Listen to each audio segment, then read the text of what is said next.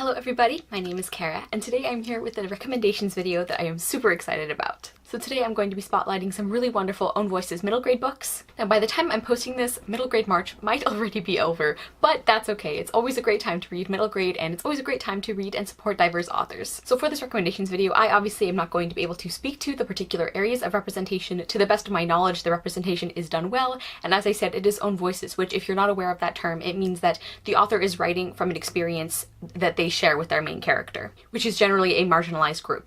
So as the title implies, all of the representation in these books is going to be Own Voices, and all of the content warnings will be in the description box. So my first kind of group that I have are books that I really loved when I was younger and that still stand up to rereads today. In some cases I have read these kind of recently. And the first one is Kyra by Cynthia Kadohata. We follow a Japanese-American family, and I think it's set in the, is it 1950s or 60s? I don't actually remember which decade this takes place in, but I believe it is a historical book. And our main character is Katie, and her big sister is named Lynn, and it's really about their family and their relationship with each other. What I really love about this book is how real the family relationships feel and how many difficult topics this book deals with. Katie and her family deal with a lot of racism, and on top of all of that, her sister Lynn actually gets sick.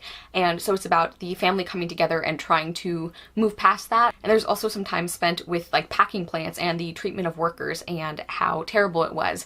And I just think this book does so many things well. It's a really emotional book. It's so short, but it really packs a punch. Next, I have two books by the same author, and that is Esperanza Rising and Becoming Naomi Leon, both by Pam Munoz Ryan. I actually recently reread Esperanza Rising, but Becoming Naomi Leon for a long time was my favorite of this author's books. But after rereading this one, I feel like they are equally fantastic. They cover very different stories, but they're just both so well done. Becoming Naomi Leon is Own Voices for the biracial Mexican-American representation, and then in Esperanza Rising, it focuses more on the Mexican immigrant experience to America. This is set in the 1920s, and we follow Esperanza as she is forced to leave her very rich and privileged life in Mexico and travel with her family to California and work in the fields there. And there's a lot about the workers' rights movement and striking, and we really see Esperanza like grow into her own person and really start to like nurture these really good characteristics that she's had all along, but that she hasn't really chosen to express before. And I just think Esperanza's character development is just so fantastic. Again, this is a book with really great family relationships, and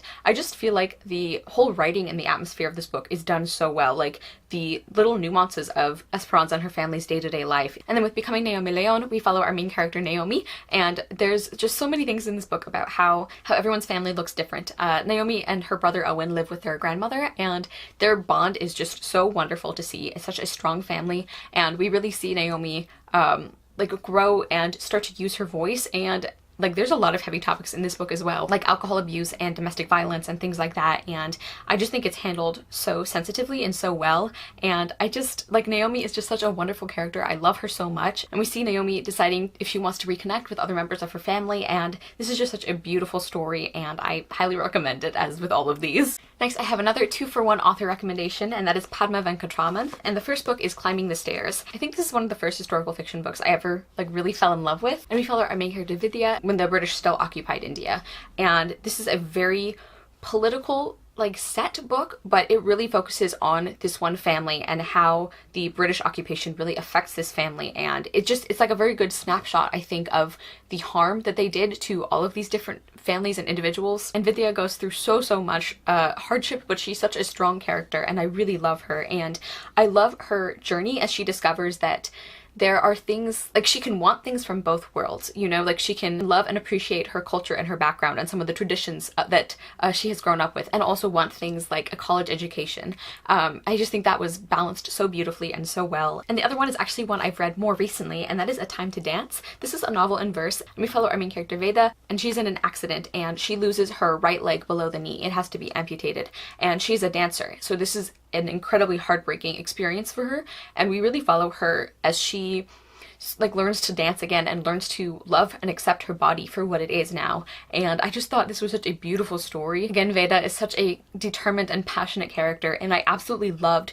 the descriptions and the scenes of her dancing. It will include the name of the particular dance style she does. It's a style of dance that is tied very closely to her spirituality and her religion, and I think that is just explored and described so beautifully. And this is just such a gorgeous story. I think that the verse like if you're nervous about reading a book told in verse, I think this is a great one to start with because you still feel that emotional connection that you get from novels. I don't know, I think that's one of the things that people are sometimes worried about, is if it's going to feel kind of distancing or like the story was forced to fit into verse, but that's not the case with this one at all. And just seeing Veda grow and like learn again to dance is just such a really just beautiful story, and this is one of my favorite books, I think. My next stack is a few books that I have read much more recently. I'm going to start with ones I actually read this last month for middle grade March. First we have Amina's Voice by Hina Khan. This was actually a gift from my lovely friend Jocelyn from Yogi with a Book, so shout out to her for that. And I absolutely adored this. We follow our main character Amina, and she's dealing with very kind of ordinary school problems, in addition to the fact that one of her best friends is wanting to become more Americanized and like change her name and fit in with these girls at their school who used to make fun of them and treat them really badly. And Amina doesn't like that. She feels like she's losing her best friend, and she wants to be a part of her American community while also holding on to her culture and her background. And then on top of that, Amina's local mosque is vandalized, and she has to kind of confront this tragedy in her community, and she has to kind of reframe her view of the world and find her voice and decide how she's going to respond to this terrible thing. I really loved the relationships in this book. Amina's friendships are just really wonderful, and seeing her complex relationship with her family, and how, even though this is such a short book, I feel like none of the side characters felt like props, like they didn't just have like one or two personality traits in order to serve the story. There were a couple who seemed sort of flat on the surface, but as the book went on, you really saw them develop, and or like you got to know them better, and I thought that was just beautifully handled. Next is The Serpents Secret by Sayantani Dasgupta, and this is the first book in the Kiranmala and the Kingdom Beyond series.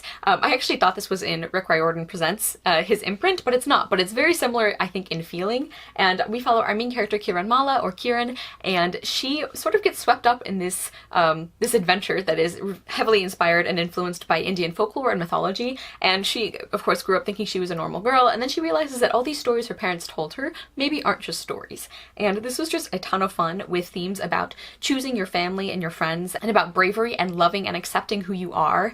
And that's one of the things I love about middle grade so much, is the way that they can have these really fun and exciting plots and characters while also balancing that with some really heavy or important thematic material. I think they do that so brilliantly. And this is another one where the characters, there's so much more to them than they appear to be, you know, like it kind of seems like this is just going to be a fun sort of adventure story. But as the book goes on, you really see characters besides Kiran have like this have more depth to them, and you really see that explored more, and they grow and change just like Kiran does, and it's just like a really lovely book, and I'm really excited to pick up the sequel at some point. Next is Dactyl Hill Squad by Daniel Jose Older, and this shout out goes to Giselle, my friend, who sent me this this copy of the book, and I just recently read this one as well, and I really enjoyed it. It takes place in 1863 during the time of the Civil War, and this is set in New York City, but as you can see, there are dinosaurs, so it's kind of a historical fantasy, and I really, really loved that. And we follow our main character Magda, and she lives at the Colored Orphan Asylum in New York City, and basically her and her friends realize that there is this gang of people who are hunting down people of color and sending them down to the South to become slaves. And there's some other conflicts along the way, but Magdalise and her friends really get swept up in this movement, and it's just a really great book, very action-packed and very funny, but again with those really important themes. I just thought this was such a fantastic book, and Daniel Jose Older is really not afraid to, like, he doesn't pull any punches, you know, he really goes there. And I absolutely adored some of the side characters as well, and the whole like dinosaur element that was incorporated was so much fun, and I really loved seeing Magdalise and how she really related to the dinosaurs, and again, highly recommend. Next, I want to recommend A Dash of Trouble, which is the first book in the Love, Sugar, Magic series by Ana Mariano. This was just such a delight. We follow our main character Leonora, and she is Mexican-American, and she finds out that her family are actually a family of cooking witches. And of course, she wants in on that right away. She doesn't want to wait until she's old enough, so she starts casting some spells and predictably gets herself into some trouble. But this is just such a wonderful story. I love how the baking magic is incorporated into this, and I really, really loved Leo's interactions and relationships with her sisters, and her whole family actually. Their relationships felt so real and warm and loving, and I just adored that. I was actually very surprised to learn that Ana Mariano does not have any sisters, because the relationships between them felt so real and so detailed. But this was just a wonderful book. I absolutely loved it, and again, I really, really want to get to the sequel soon. I think it has actually already come out, and I'm very excited for it. Next is Red Lease by Sita Brahmachari, and this book has a very diverse cast of characters, and I don't actually remember off the top of my head which aspects are own voices and which ones aren't, and I don't want to get that wrong, so I will put that information in the description if I can find it. But I definitely know that some of the elements are own voices, and we follow, I think, the stories of 3 different children, and they all have very different backgrounds and very different difficulties that they're facing. And the story is about how they all find their way into this forest or into this wood, and kind of the ways that their lives kind of connect with each other. And this book has such wonderful themes about family and love and forgiveness. And there's also this this story element from World War I that we sort of get like interspersed throughout this book with. And I tend not to like flashbacks, but I loved that. So I feel like that's pretty high praise when I normally don't like flashbacks at all. But this is just such a wonderful story, really, really emotional in some parts. And this is another book where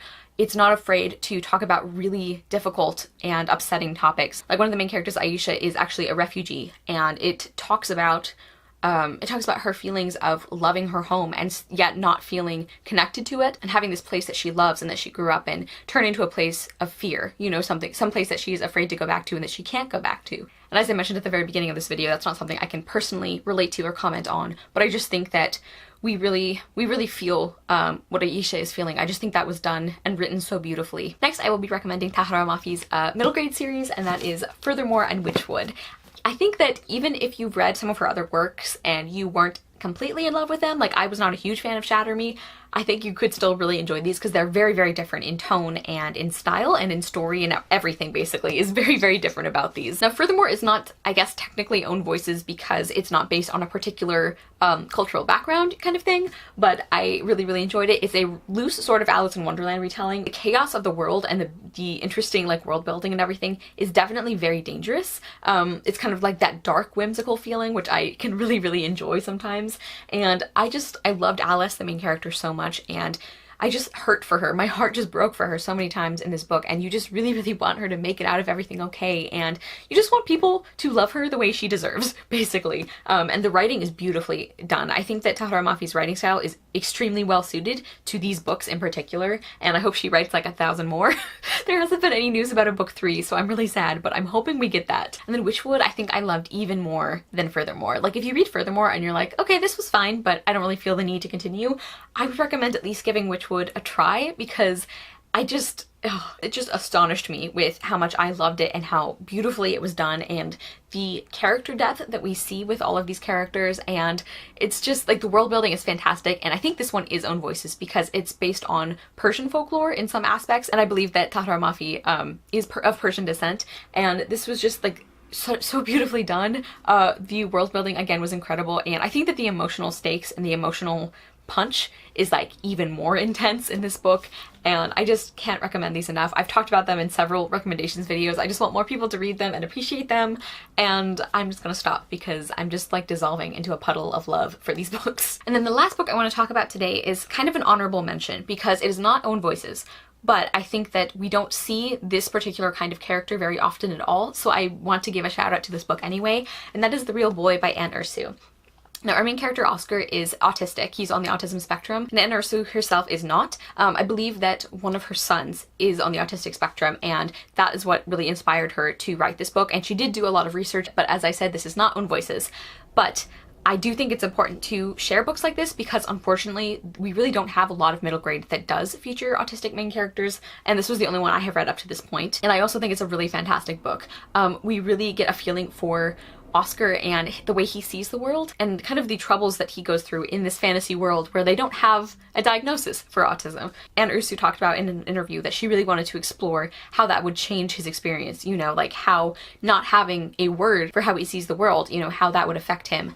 And in addition to all of that really, really important representation, I just love this story so much. I think that the magical world feels so real and beautiful, and I absolutely adore Oscar's friendship with Callie. Just seeing them grow as friends just is so beautiful, especially after Oscar doesn't really have a lot of people who connect to him or who treat him very well, and I just adore this book so much. It was one of my favorite books of the year. I will link that video where I talked about it in slightly more coherent detail because this is another one that I just love so much that it's really hard for me to talk about, which is really not helpful in a recommendations video, but there you are. Okay everybody, so those are some of my favorite own voices and diverse middle grade books. I adore all of these. I might have left some out because there are just so many books to talk about. I think I got all the ones I can remember right now, but who knows, I'll probably be doing a part 2 at some point in the future. Please comment down below and let me know if you have read any of these books, what you thought of them, or if you're planning to pick them up.